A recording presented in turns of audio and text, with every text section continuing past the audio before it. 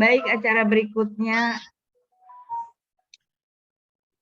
acara berikutnya adalah uraian dan penjelasan secara gramatikal maupun maknanya surat Ali Imran ayat 14 oleh Bapak Hindiarto yang akan mendampingi Ustadz pada pagi hari ini. Silakan Pak Ustadz Rizal. Syukran Bu Rabdi. Bismillahirrahmanirrahim. Assalamualaikum warahmatullahi wabarakatuh. Waalaikumsalam warahmatullahi wabarakatuh. Alhamdulillahirabbil alamin. Wassalatu wassalamu ala asrofil anbiya'i wa mursalin nabiyina wa habibina Muhammadin wa ala alihi wa sahbihi ajma'in wa man tabi'ahum bi ihsani ila yaumiddin. Qala Allah Ta'ala fil Qur'anil Karim, a'udzubillahi minasyaitonir rajim. Bismillahirrahmanirrahim. Ya ayyuhallazina amanu atiiullaha wa atiiur rasul. Qala Nabi sallallahu alaihi wasallam, taraktu fikum amrain lan tadillu ma tamassaktum bihima. Kitaballahi wa sunnatun nabi. Sadaqallahul azim wa sadaqan nabiyul karim wa nahnu ala zalika minasyahidin wa syakirin. Alhamdulillahirabbil alamin. Pertama-tama, mari selalu kita bersyukur pada Allah Subhanahu wa taala yang mana pada kesempatan yang berbahagia ini masih banyak memberikan rahmat dan nikmat kepada kita semuanya, terutama nikmat Islam, satu-satunya agama yang Allah ridai, dan kita termasuk di situ. Kalau kita pikir-pikir, 1 di antara 4 orang, 3 adalah di luar Islam dan 1 Islam, 1/4. Alhamdulillah kita termasuk yang Allah ridai. Itu kita jaga keislaman kita sampai akhir hayat kita. Dan Allah berikan kita nikmat iman. Dengan nikmat iman ini kita mudah untuk diajak berbuat baik, beramal soleh, dan meninggalkan perbuatan-perbuatan yang tidak bermanfaat atau perbuatan maksiat. Kita bersyukur pada Allah karena Allah berikan kita nikmat sehat badan dan panjang umur sehingga kita dapat beraktivitas dengan sempurna. Lalu Allah berikan kita nikmat Al-Quran, nikmat mencintai Al-Quran. Tidak semua orang tertarik dengan Al-Quran. Orang yang tertarik dengan Al-Quran adalah manusia langka. Saya katakan manusia langka karena banyak orang yang tertarik dengan Al-Quran. Karena makin lama makin tidak kenal dengan Al-Quran. Insya Allah Bapak Ibu semuanya sangat tertarik dengan Al-Quran. Jadi kita manusia langka, orang-orang terpilih, orang-orang mulia di sisi Allah. Khairukum man ta'allama al-Quran wa 'allamahu. Sebaik-baik kalian adalah orang yang belajar Quran dan mengajarkannya. Yang masuk ke sini enggak belajar, enggak ngajar. Jadi alhamdulillah kita terbaik di mata Allah, bukan di mata Allah. Selawat dan salam tidak lupa kita sampaikan kepada junjungan kita Nabi besar Muhammad sallallahu alaihi wasallam, orang manusia agung yang Allah utus ke muka bumi ini untuk membawa manusia dari kondisi yang gelap gulita, kondisi jahiliyah pada kondisi yang terang benderang yang bisa membedakan hak dan yang batil. Dan kita berharap kalau nanti di Malaysia beliau itu sebagai umatnya dan kita bersama-sama beliau nanti memasuki surganya Allah. Baik, pagi ini saya didampingi oleh Pak Hidiarto. Saya tanya dulu. Assalamualaikum Pak Hidiarto. Waalaikumsalam. Oh, iya. Pak Ustadz. Alhamdulillah. Ceria kayaknya Pak Hidiarto ya. Didampingi siapa Pak Hidiarto sekarang? Didampingi teman saya, Pak. Teman dari teman saya di samping saya. Oke. Nanti dikit-dikit nanti dibantu Bapak.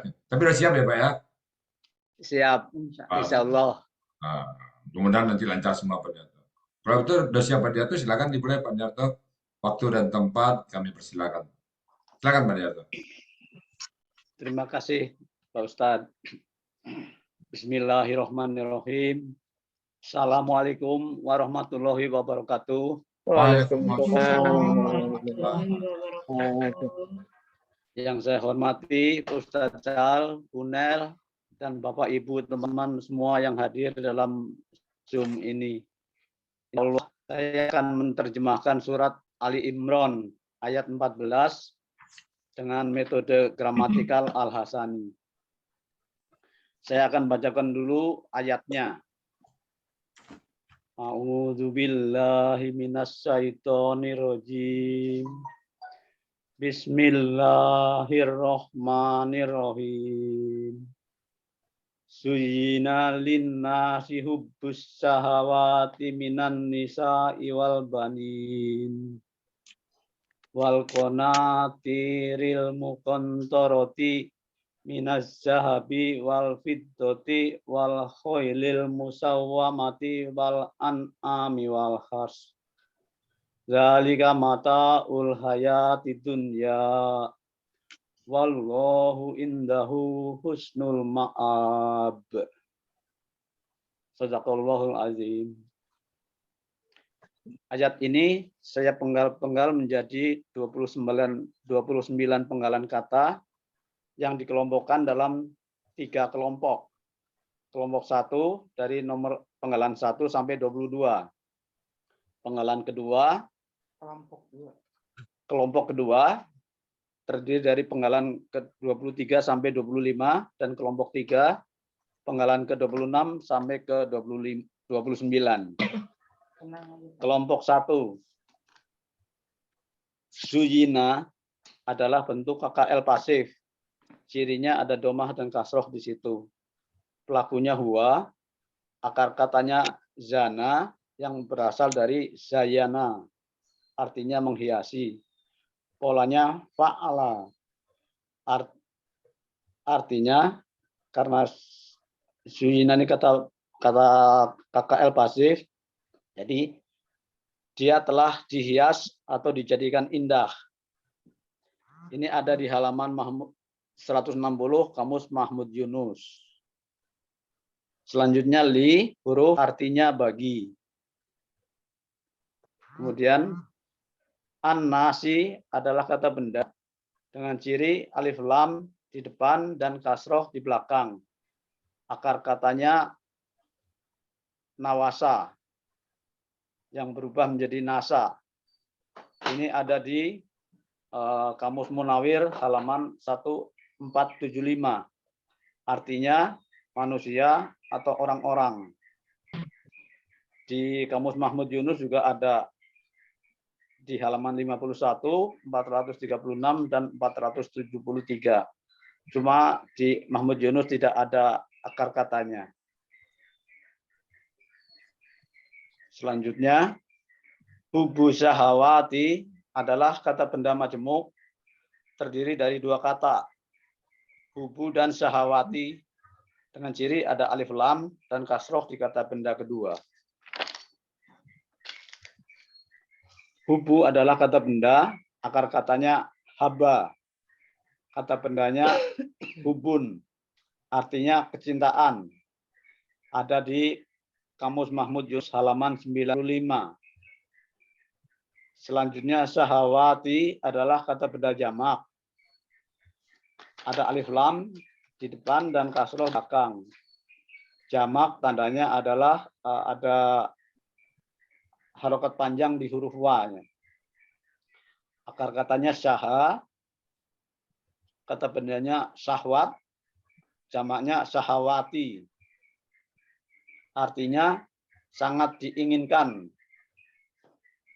akan sesuatu. Ada di Kamus Mahmud Yunus halaman 207. Jadi arti dari hubus syahawati adalah kecintaan yang sangat diinginkan pada sesuatu.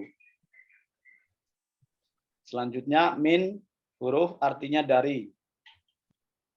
Kemudian an-nisa'i adalah kata benda jamak, ciri-cirinya alif lam di depan dan kasroh di belakang. Akar katanya nasa'a, kata bendanya nisa'i, artinya perempuan-perempuan. Ada di Kamus Mahmud Yunus halaman 449. Kemudian wa, huruf artinya dan. Berikutnya al-banin, al-banina adalah kata benda jamak. Ciri ada alif lam di depan dan jamak karena ada ya sukun. Akar katanya bana. Artinya anak-anak. Ada di Kamus Mahmud Yunus halaman 73. Selanjutnya wa, huruf artinya dan. Kemudian al-qanatiri adalah kata benda jamak. Ciri-cirinya alif lam di depan dan kasroh di belakang. Akar katanya kontoro. Polanya fa'lala. Artinya memiliki kekayaan yang besar. Ini ada di Kamus Munawir halaman 1162. Di Mahmud Yunus juga ada di halaman 358. Kemudian al-muqantori adalah kata benda pelaku pasif. Cirinya alif lam dan mu di depan. Kemudian ada ta marbutoh dan kasroh di belakang. Ini kata benda pelaku pasif dengan adanya fathah di huruf to. Akar katanya kontoro, sama dengan yang tadi. Kata bendanya mukontorun. Polanya mufa'lala, mufa'lalun. Ada di buku materi halaman 24. Artinya adalah harta yang banyak melimpah-limpah. Ini ada di Kamus Munawir halaman 1162. Jadi arti kata dari al-qonatiril mukontoroti adalah memiliki harta yang banyak melimpah-limpah. Selanjutnya, min huruf artinya dari. Kemudian az-zahabi adalah kata benda dengan ciri alif lam di depan dan kasroh di belakang. Akar katanya zahaba. Kata bendanya zahabun. Artinya emas. Ada di Kamus Mahmud Yunus halaman 135. Wa huruf artinya dan. Kemudian al-fiddoti adalah kata benda dengan ciri alif lam di depan dan ta marbutoh dan kasroh di belakang. Akar katanya faddo. Kata bendanya fiddotun. Artinya logam perak. Ada di Kamus Mahmud Yunus halaman 318. Kemudian wa huruf artinya dan. Selanjutnya al-hoili adalah kata benda dengan ciri alif lam di depan dan kasroh di belakang. Akar katanya hoyala menjadi hola. Kata bendanya hoilun. Ada di Kamus Mahmud Yunus halaman 123. Artinya sekumpulan kuda. Berikutnya al-musawwamati adalah bentuk kata benda pelaku pasif. Dengan ciri-ciri ada alif lam dan mu di depan serta ta marbutoh dan kasroh di belakang. Tanda kata benda pelaku pasif adalah ada yang berharokat fathah di huruf kedua di akar kata. Di sini di wa, di huruf wa.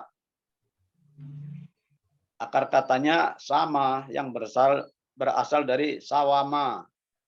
Kata bendanya adalah musawwama. Polanya mufa'alun. Artinya yang bertanda atau pilihan. Ada di Kamus Mahmud Yunus halaman 186. Jadi kalau kata al-hoilil musawwamati artinya adalah sekumpulan kuda-kuda pilihan. Selanjutnya wa huruf artinya dan. Al-an'ami adalah kata benda jamak. Karena ada al-ami yang panjang di kata ini. Cirinya ada alif lam di depan dan kasroh di belakang. Akar katanya nauma. Ada di Kamus Mahmud Yunus halaman 459. Kata bendanya na'amun. Artinya unta, lembu, kambing, termasuk kerbau. Bisa diartikan sebagai binatang ternak. Selanjutnya wa huruf artinya dan. Kemudian al-harsi. adalah kata benda dengan ciri alif lam di depan dan kasroh di belakang. Akar katanya horosa, harosa. Kata bendanya harsun. Ada di Kamus Mahmud Yunus halaman 100. Kalau artinya di situ adalah mencangkul, membajak, dan segala macam tentang pertanian.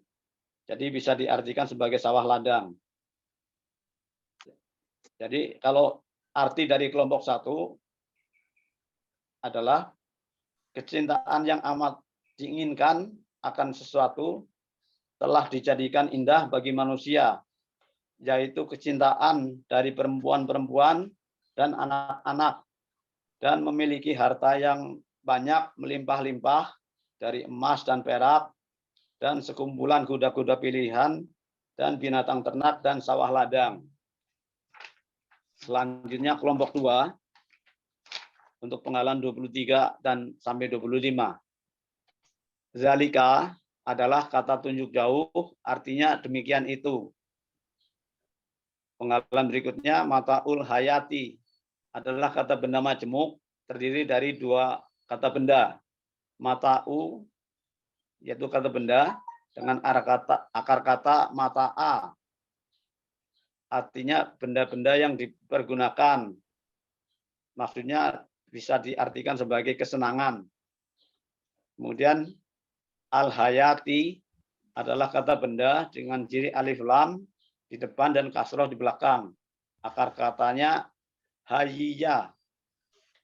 Kata bendanya hayatun. Artinya hidup. Ini ada di Kamus Mahmud Yunus halaman 112. Jadi arti dari mataul hayati adalah kesenangan hidup. Selanjutnya, ad-dunya adalah kata benda dengan ciri alif lam di depan. Akar katanya dana, yang berasal dari kata danaya. Kata bendanya dunya, artinya dunia, ada di Kamus Mahmud Yunus halaman 130. Jadi arti dari kelompok 2 adalah demikian itu adalah kesenangan hidup di dunia. Selanjutnya kelompok 3, wa huruf artinya dan. Allah, indahu adalah kata benda majemuk, terdiri dari kata benda dan kata ganti. Indah adalah kata benda, artinya di sisi dekat atau pada. Ada di Kamus Mahmud Yunus halaman 282. Hu adalah kata ganti dari huwa, artinya nya. Di sini maksudnya Allah. Jadi arti kata dari indahu adalah di sisinya atau di sisi Allah. Kemudian husnul ma'abi adalah kata benda majemuk, terdiri dari 2 kata benda. Husnu, akar katanya hasuna. Kata bendanya husnun, artinya kebagusan, kebaikan. Ada di Kamus Mahmud Yunus halaman 103. Selanjutnya, al-ma'abi. Dengan ciri adalah kata benda dengan ciri alif lam di depan dan kasroh di belakang. Akar katanya aba, yang berasal dari awaba, artinya kembali. Aba ini kemudian mendapat awalan ma di depan menjadi ma'ab. Dengan kata benda ma'abun, artinya menjadi tempat kembali. Jadi arti kata dari husnul ma'abi adalah tempat kembali terbaik.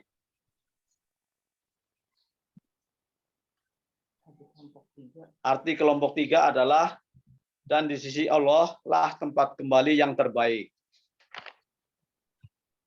Jadi arti dari surat Ali Imran ayat 14 secara keseluruhan adalah kecintaan yang sangat diinginkan akan sesuatu telah dijadikan indah bagi manusia, yaitu kecintaan dari perempuan-perempuan dan anak-anak, dan memiliki harta yang banyak melimpah-limpah dari emas dan perak, dan sekumpulan kuda-kuda pilihan, dan binatang ternak dan sawah ladang.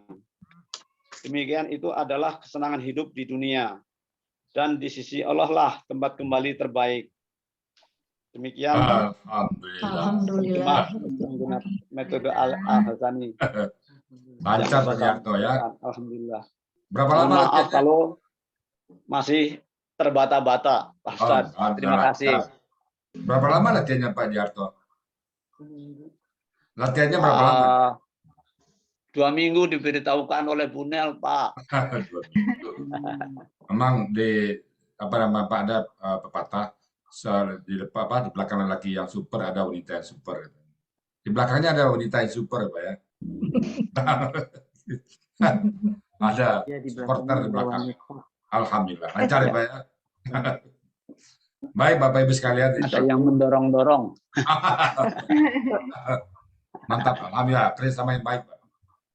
Baik Bapak Ibu, kayaknya ada lengkap ya, walaupun banyak kata benda, tapi lengkap Pak Yarto memberikannya. Jadi lagi saya nggak memberikan lagi gramatikal, mungkin kita lari ke konteks aja.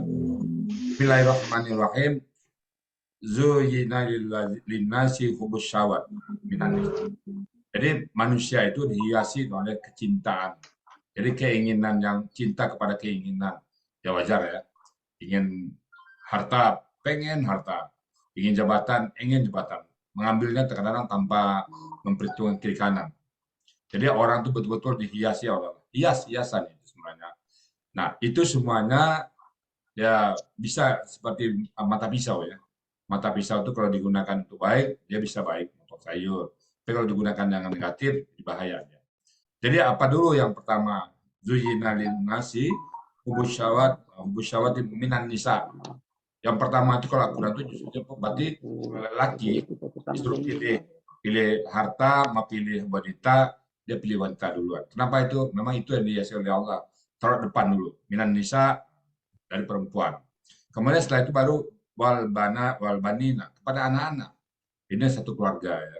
Jadi ini sebenarnya cinta kepada anak, istri dan anak itu hal yang wajar sepanjang dikaitkan kepada Allah. Nabi Muhammad juga cinta pada istrinya, cinta pada anak-anaknya. Cuman cintanya itu karena Allah. Karena Nabi mengatakan baiti jannati, rumah tanggaku laksana surga bagiku. Kalau kita lihat kehidupan Nabi Muhammad sangat mesra sekali. Kadang-kadang beliau main kuda-kuda sama cucunya, kadang main bertanding sama istrinya Aisyah. Sewaktu beliau kayak kita sekarang peculari kan. Peculari. Ya, memang gitu, Pak. Nah, cinta kepada istri, wanita, cinta kepada anak, sepanjang dikaitkan kepada Allah, alhamdulillah, bagus ya. Tapi kalau dikaitkan kepada yang lain, nafsu syahwat, itu baru jelek, dosa ya. Jatuhnya kayak zina. Jadi, disinilah setan datang menggoda. Lalu ya, kadang-kadang wanita yang di luar suami istri kita dipandang cantik oleh setan, dipermainkan mata kita. Nah, kita hati-hati ya. Zuyyina linnasi hubbus syahwat minan nisa wal banina wal qanatir. Jadi dengan harta yang mukantara itu, kalau saya mengatakan ini mukantara itu padi mengunyang jagung berlimpah ruah. Apa yang dipegang jadi dagangnya lancar, jabatannya naik, sehingga banyak hartanya, melimpah-limpah hartanya. Apartemennya 7, lalu mobilnya 10 dan sebagainya. Jadi harta melimpah. Orang senang dengan istri, dengan anak, dan harta yang melimpah. Siapa sih yang nggak suka orang kaya, ya? Vilanya di puncak 7, kemudian harta lain banyak. Jadi dihiasi manusia dengan itu, sehingga dia kadang-kadang manusia. Cuman Allah ingatkan al-hakumut takasur hatta zurtumul maqabir. Manusia akan lalai dengan kemegahan ini, akan lalai. Sampai kapan? Al-hakumut takasur hatta zurtumul maqabir, sampai masuk kubur. Anak Adam ini kalau ditawarkan, dia minta gunung emas pertama dikasih, maka dia akan minta gunung emas kedua. Dikasih gunung emas kedua, dia minta gunung emas ketiga. Nggak akan pernah puas. Kapan berhenti? Apabila sumbat mulutnya pakai tanah. Jadi manusia nggak akan berhenti. Itu Allah katakan seperti ini. Sunatullah. Nah, kita sudah diperingatkan oleh Allah ini pandai-pandai menggunakan sarana ini. Ini kan hikmah rahmat dari Allah. Kita perlu hidup seperti ini. Tapi lagi kita jalankan untuk taat kepada Allah. Kalau orang nggak punya keinginan juga nggak akan ada taat kepada Allah. Nah, jadi Manusia dihiasi dengan cinta kepada wanita, cinta kepada anak-anak, cinta kepada harta. Kemudian harta yang melimpah. Kemudian dari emas, emas suka emas. Itu barang-barang perabot rumah tangga. Kemudian ke perak. Ini bahasa metafor. Orang suka apa aja? Apartemen suka, mobil mewah suka, kuda suka, ini semua suka. Yang penting cara mendapatkan bagi kita semua harus sama. Jangan nanti kita pengen itu tanpa mempertimbangkan halal dan haramnya. Kemudian berikutnya dengan perak dan emas, kemudian wal khailil dan para kuda, kuda ya. Kalau di apa dulu kan kuda jaya, kuda gumarang, kuda yang diberi nama musawwama, kuda yang ditandakan, kuda yang diberikan orang bangga. Siapa nama kudanya? Dulu mesti ingat saya, kuda jaya. Apa nama kudanya? Kuda gumarang. Oh, bangga orang itu. Kuda yang ditandain atau mungkin yang diberikan semacam apa ya, semacam hiasan-hiasan lain. Kuda yang diberikan tanda. Bangga orang. Wal an'am dan binatang.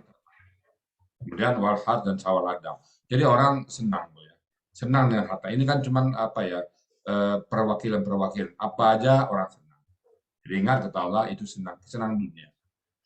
Dan diingatkan oleh Allah, zalika mata'ul hayati dunia. Itu hanya kesenangan dunia yang sifatnya sementara, yang sifatnya hanya tipu daya semuanya. Ingat kata Allah dari surat Al-Takasur tadi kan, al-hakumut takasur hatta zurtumul maqabir kalla saufa ta'lamun. Kalla, hati-hati. Kalla saufa ta'lamun.